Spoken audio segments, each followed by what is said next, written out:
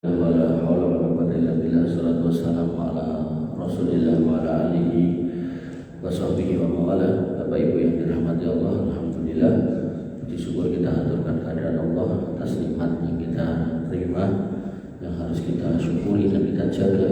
Salah satunya adalah keimanan kita. Dan dalam bab akidah kita pernah pembukaan di sini bahwasanya ada 3 golongan manusia yang merusak akidah kita sebagai seorang muslim sejak zaman dulu, yaitu yang pertama orang munafik, jelas ayatnya bahkan suratnya ada, surat Al-Munafikun.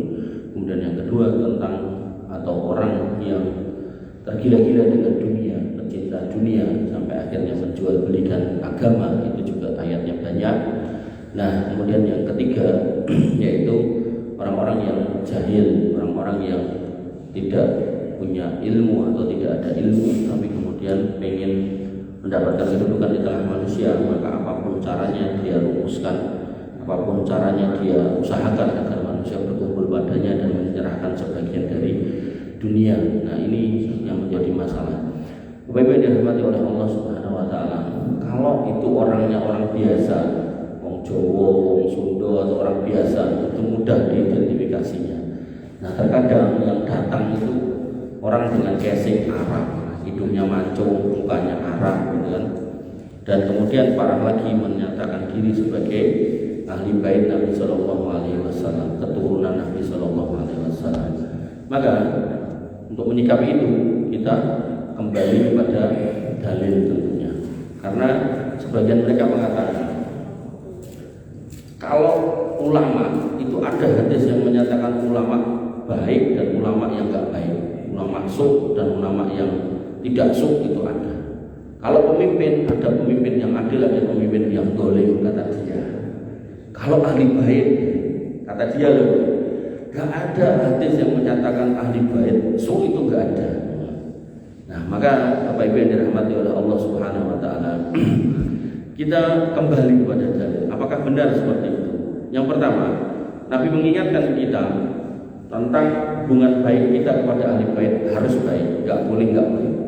Artinya kalau seseorang itu mengaku sebagai ahli bait, menyatakan diri sebagai ahli bait, kita terima pengakuannya sampai dia bisa mendatangkan bukti. Kalau dia ahli bait kita terima, tapi kalau dia nggak bisa mendatangkan bukti maka kita tolak pengakuannya dan kita sikapi dia dengan baik. Karena Nabi SAW meling dalam sebuah hadis riwayat Imam At-Tirmidzi pada Sunan At-Tirmidzi, bahkan hadisnya statusnya sahih. Nabi SAW bersabda, "Inni tarikun fikum ma in tamasaktum bihi lan tadillu ba'di." Aku tinggalkan buat kalian, kalau kalian pegang selamanya gak akan sesat. Kalau kita biasanya kenalnya atau tahunya atau dengarnya Quran dan Sunnah, tapi dalam riwayat ini Imam khusus, yaitu ahaduhuma aqdamu minal akhar, salah satunya lebih gede daripada yang satunya, yaitu yang pertama kitabullah. Ini tetap sama, pada riwayat-riwayat yang lain tetap kitabullah itu sama Al-Quran. Nah, kemudian yang kedua, wa at-roti ahli baiti, dan ahli baitku, keturunan dari ahli baitku. Walan yatafarraqu, dua ini Quran dan ahli bait enggak akan pernah terpisah hatta ya rida alayya al-haud, sampai akan dikembalikan atau kembali atau bertemu di telaga nanti. Fandur kaifa tahlufuni fihima, maka lihatlah bagaimana kalian berbuat atau bersikap kepada Quran dan ahli bait. Jadi Nabi ini mewanti-wanti kita untuk jangan sampai bersikap jelek kepada ahli bait. Tapi apakah ini mutlak? Oh, itu yang penting. Maka ini dikonfirmasi dengan hadis tentang pentingnya berpegang pada Quran dan Sunnah, sehingga Quran dan ahli bait, Quran dan Sunnah ini nggak mungkin bertentangan. Jadi ini kalau dikompromikan berarti Quran dan ahli bait yang sesuai dengan Sunnah. Itu dulu apa clue-nya, isi-isinya. Lalu pertanyaan berikutnya, apakah ada? Ini jane materi panjang, cuman karena waktunya pendek jadi harus saya memilih dalil yang fokus ke inti pembicaraan. Apakah ada dalil yang menyatakan kalau ada ahli bait yang rusak atau luput? Nah, ini karena si Habib tadi itu saya lupa namanya, dia menyatakan nek ulama itu ada dalil yang menyatakan ulama jelek, ya. Nek pemimpin itu ada pemimpin yang dinyatakan pemimpin dolim juga ada, ya. Nek Habib gak ono, kata dia. Oke, kita sampaikan. Pada kitab Sunan Abu Dawud hadis nomor 3705, hadisnya sahih. Kalau wacok ya alon-alon. An Abdillah bin Umar, dari Abdillah bin Umar, beliau berkata, kunna qu'udan inda Rasulillah sallallahu alaihi wasallam. Kami duduk di sisi Nabi sallallahu alaihi wasallam, fadzakara al-fitan. Nabi menyebutkan akan datangnya fitnah-fitnah, kejadian-kejadian yang enggak enak, itu namanya fitnah. Fa'aksara fi dzikriha, dan beliau banyak menyebutkan 1, 2, 3, 4, dan diantaranya hatta dzakara fitnatal akhlas, sampai beliau mengatakan akan muncul fitnah akhlas. Nah, fitnah akhlas itu apa? Para sahabat bertanya, ya Rasulullah, wa ma fitnatul akhlas? Fitnah akhlas niku napa? Qala, kata Nabi SAW, dia harubun wa harbun, yaitu masa di mana orang itu berlari tunggang langgang dan di situ terjadi peperangan. Enten apa mboten sak niki? Pak. Enten mboten? Enten Palestina niku lho dibom gil mlayu rono, ngumpul ning kono gawe tenda dibom meleh, pindah meleh. Enten toh? Enten. Sepakat mboten? Apakah kena ketok motor? Kemudian fitnah, semua fitnah tusra. Nah, ini fitnah yang kedua. Kemudian fitnah as-sara. Nah, apa kata Nabi? Dakhanuha min tahti qadamai rajulin min ahli baiti. Yang mana fitnah ini bentuknya itu kalau yang kalau ini itu jedul dari ngisore sikile keluarga ahli baitku. Kalau niki pengibaratan tentang sesuatu yang ruwet, bukan berarti kudu nek mlaku sikile metu keluke ngoten mboten. Jadi sesuatu yang ruwet yang muncul dari bawah kakinya ahli baitku.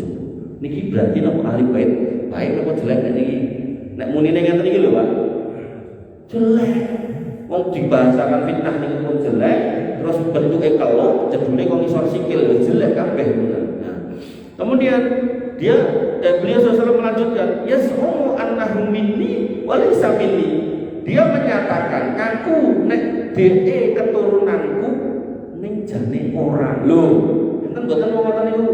Ngaku-ngaku ning jane ora. Pak. Enten. Ora guyu. Jojo iki mungkin bin kabeh. Wa innama auliyai al-muttaqun. Yang namanya wali-waliku. Biasa tuh mereka menggunakan aulia, betul itu toh.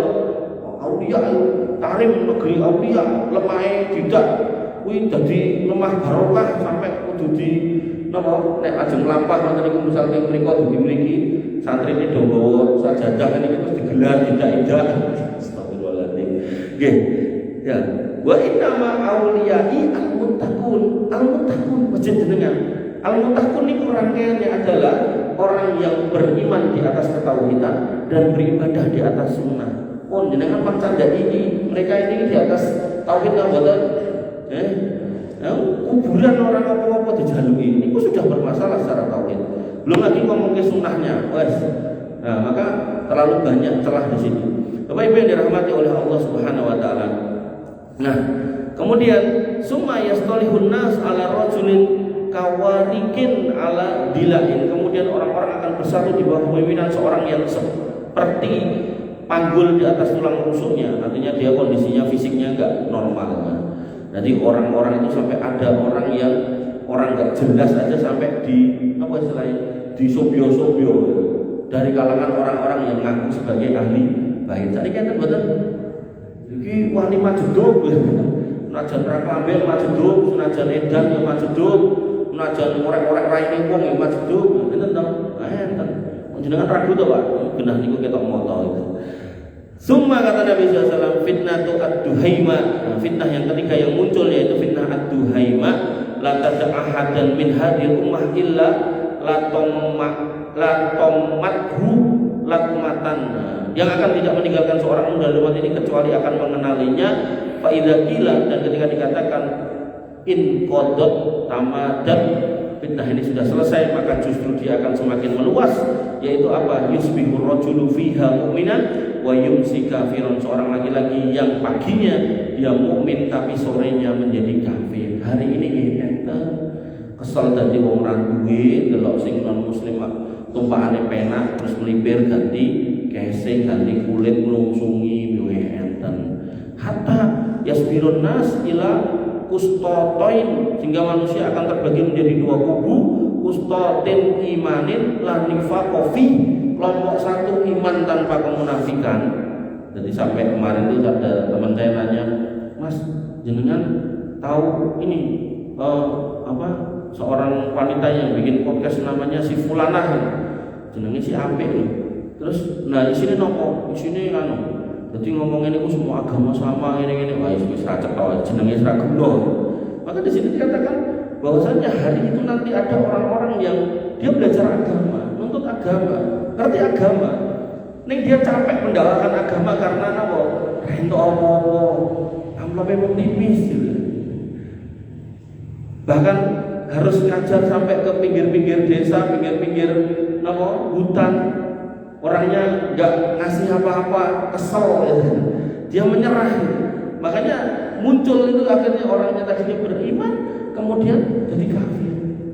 Dan di sini Nabi mengatakan terpisahlah manusia menjadi dua kubu, iman yang full tanpa kemunafikan, wa qustatin nifakin wala imanin. Dan yang satunya casingnya orang Islam tapi omongannya welek banget soal Islam, full munafik kata Nabi SAW. Fa idza kana zakum fantadiru ad-dajjal min yaumihi aw min ghadihi.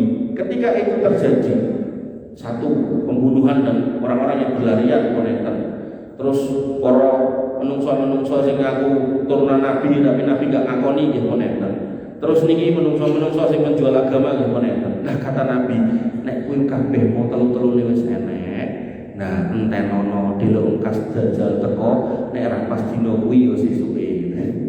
Jadi cokro, nah punten Pak, saat ini kita muncul Mama Gufron, terus menungso-menungso semodel ngoten niku, pun memang. Karena sebelum dajjal yang gede niku enten dajjal cilik yang dia mengatakan sesuatu bahkan bapak-bapak kita, mbah-mbah kita nggak pernah mengucapkan. Namun nanti enten nawa ulama dulu ngomong karo semut, nama makoli ya, terus ngomong karo awan, makoli kabeh makoli oh enak Pak. Terus kemudian ngomong soal ingin kuing mboten enak. Itu ya cuman hari-hari ini aja orang-orang makin gak jelas karena capek menjadi orang gak punya. Bapak Ibu yang dirahmati oleh Allah Subhanahu wa taala.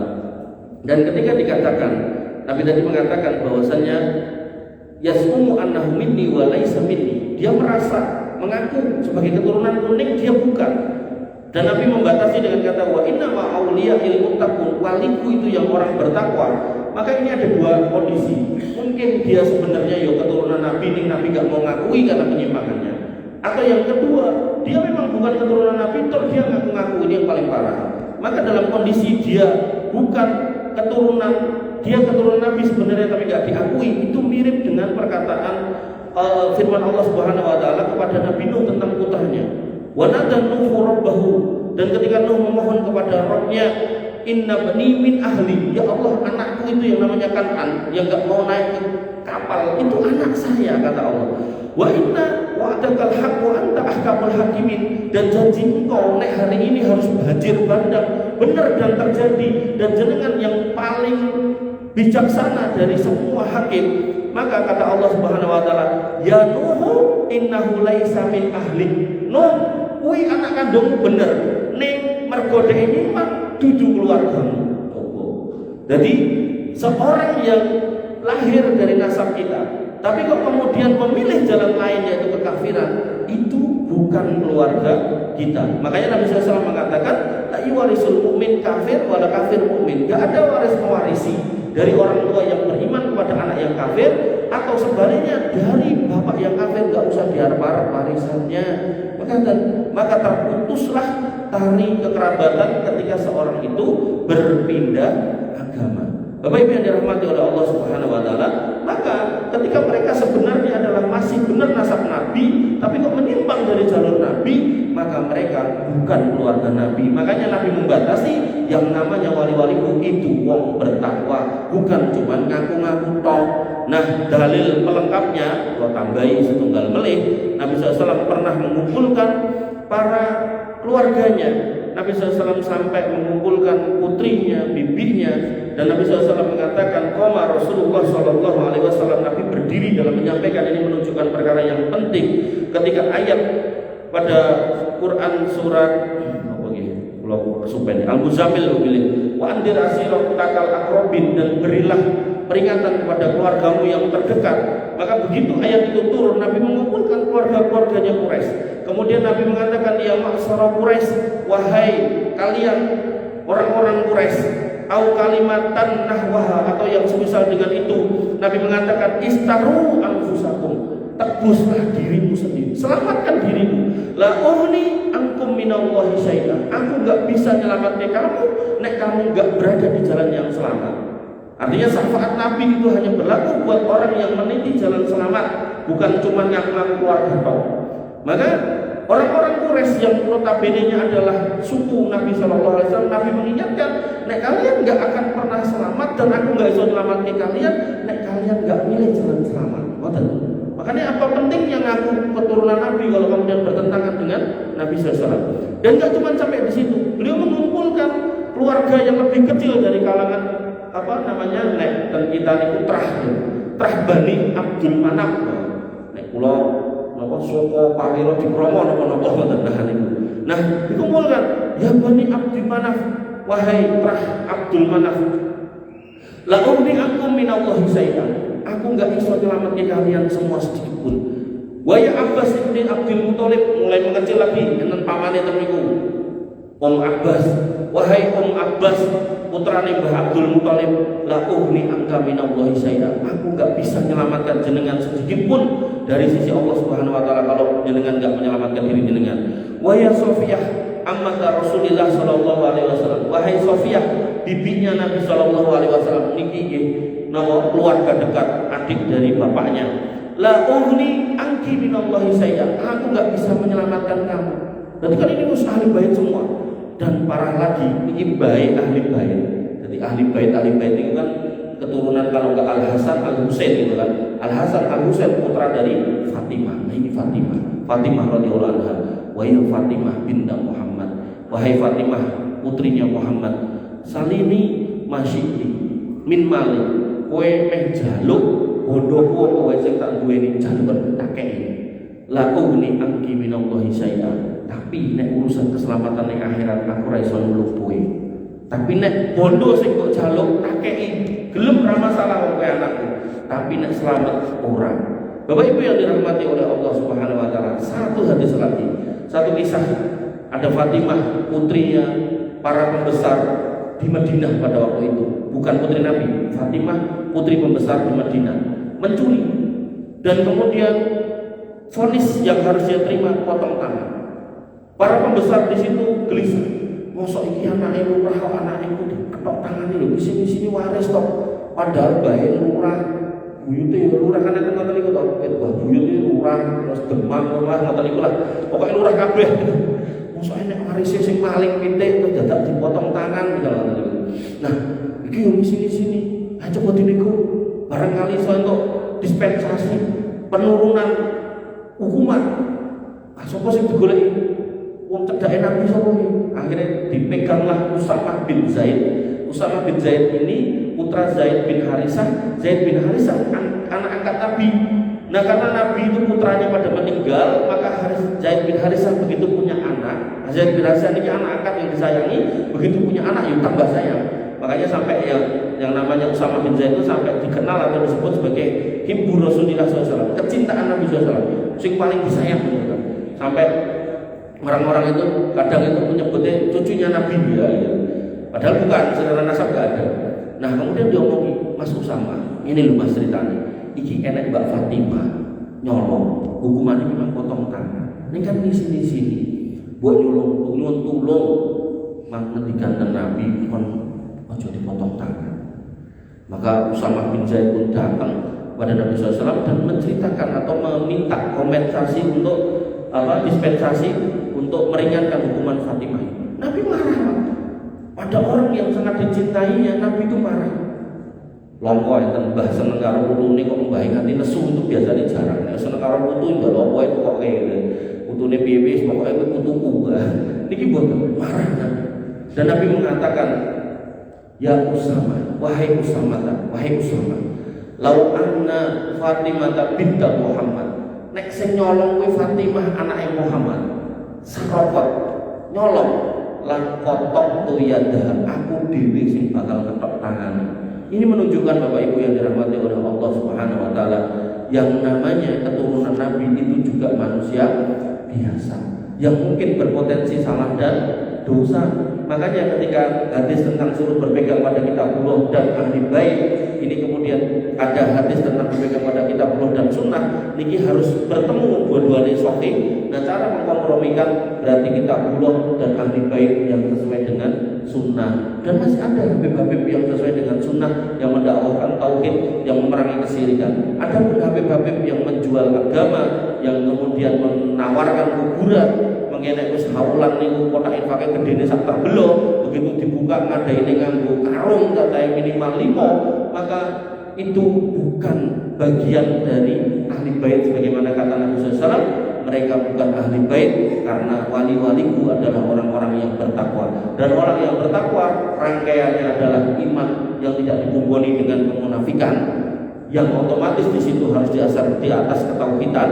Kemudian yang kedua, rangkaiannya adalah orang yang beriman dan kemudian menjalankan syariat Islam di atas sunnah, di atas kebaikan yang disampaikan oleh Nabi SAW, bukan di atas karangan-karangan mereka sendiri. Makanya kalau ningali Habib-habib ini kalau nganti ya Allah iki wong koyo kendelira Nabi Isra Mi'raj seumur hidup pisan, dhek ngomong ping 70, terus Nabi ngomong nek ra iso nyelametke kita, kalau kita nggak pilih jalan selamat dari api neraka, malah mereka mengatakan Habib Fulan bin Fulan bisa memadamkan api neraka.